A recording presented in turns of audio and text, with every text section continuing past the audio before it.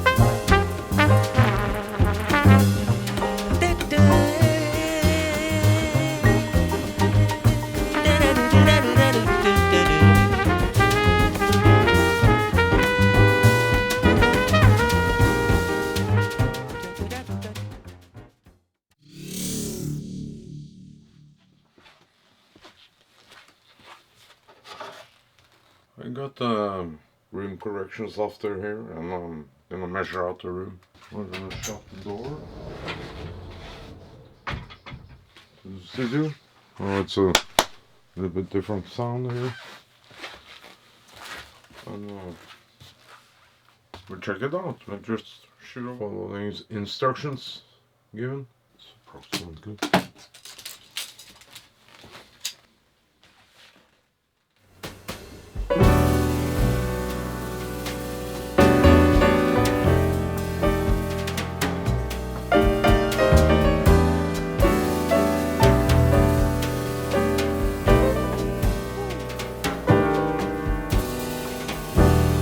Vet du om kjærleik før hjertet har fått sår som alder gror? Før du har sett at ho du elsker får? Hvor vet du om kjærleik? Vet du om lykka før all de lykke brest og fell i grus? Før hennes sang har blitt din egen blues? Hvor vet du? Hi guys, today I want to tell you about a thing that came from IK Multimedia. It's a company that, yeah, you'll find it on the web. I got this. It's called the ARC Studio. Speaker correction, or not speaker correction. It's a room correction software. For the longest time I've been using SonarWorks, and this is a plugin which you have to remove it if you use it in your recording software. Lately I've been using the sound ID reference outside the door, and well, it's not good enough to record, and I think because it introduces quite a bit of latency, and to my ears it's a little bit sterile. This piece of software is more in my ears pleasing, and well, it's quite serious.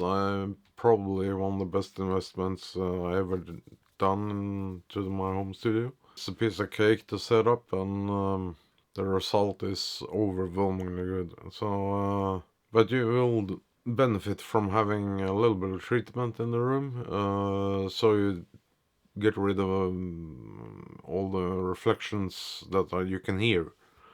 Um, that's not very difficult to just dampen down the room a little bit. I choose to dampen this room, so it's possible to have a conversation in here without feeling that you're in a very dead space. As you probably hear on the voice, it's still a room, but not any echoes and reflections. In the software, you can choose between different kinds of listening positions. Um, it's about how far away the speakers are from you and each other. So, in my case, I chose the Project Studio setting because it was what looked most similar to what I got here. So, no, this is a no-brainer. If you're serious about mixing, you need this. And this is the second thing in a short time I really need. This one I got. The other one I got a demo. It's the Gullfoss EQ, and my God, that's good. It's very good. And I think in my mind, when this is all finished up, I reached the goal and what I want to hear here compared to what I hear live, because obviously a studio monitor is not like a PA speaker. So, but then anyhow, I try to capture the feel of the live concert, and I don't do much to it.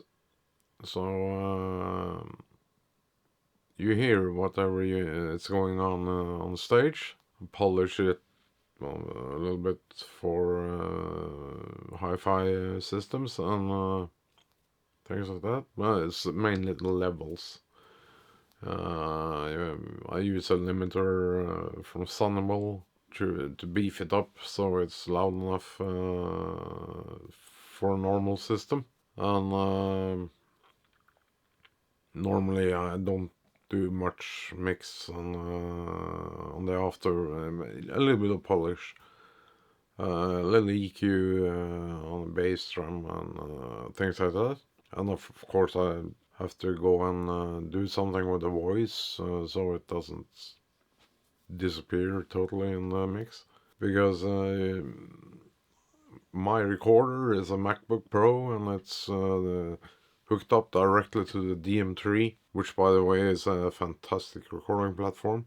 And I have no visual contact with the input signal, so it's actually a static signal going in, and this I have to correct in hindsight because it's on the stage with the mixer, and I'm in the room with my iPad, and I cannot see the levels going in, except I have to trust my meters on the Yamaha board, and they are calibrated so they are about the same. It's a few small things different, so I don't have to work my ass off afterwards. A neat trick is that you can just transfer it directly over by airdrop, and I throw it into a software system called Luna from Universal Audio, and that's where I go from. So when I got this ARC, I was suddenly, what? Now it sounds exactly like it did it live. And this hardware box is no-brainer. Trust me on this. Buy it and do yourself a favor, and you'll find out that you have a couple of hundred plugins that you're never gonna use again, because this evens out the playing field live compared to studio, and you absolutely benefit from having this in your studio or home recording. I'm gonna experiment a little bit and try it on a PA system, and I'm gonna try it on my hi-fi, because of the hardware, so you can use it wherever you like. You can take it with you. So this, in combination with the DM3 recordings on the Mac, it's a killer combination. I can only recommend this. So the Arc 4 is absolutely worth the money. You can have the software version only, but then you have to use it as a plugin. And then you're back to problems again, because this introduces latency and all kind of shit. So you need the box outside. By the way, this one might seem, I think it's around 300 euro or dollars. I'm not sure. But this seems like a lot of money. But compared to other systems out there, it's a bargain. I know only one system. It's the Treno system. And it's 10 times more expensive, at least. And of course, this is super professional gear. I think you need to be a owner of a studio like Abbey Road or something like that to defend this kind of investment. And this one is doing close to the same job, as far as I know. So it's 95%. And the last 5% we can leave it to the Uber Pro guys. That's most people listen to music through a telephone and things like that. And then I started out, what are you really doing with all this high-end gear? It's for the few that really are into the stuff, and I'm one of them. I can admit that. So I never listen to music on my phone, things like that. And, well, it doesn't appeal to me. I like a good sound, and of course that's why I'm in the game. So till next time, grab a microphone. You know what to do. Så For leiken peker det see ya. ut til å stå. Før du har telt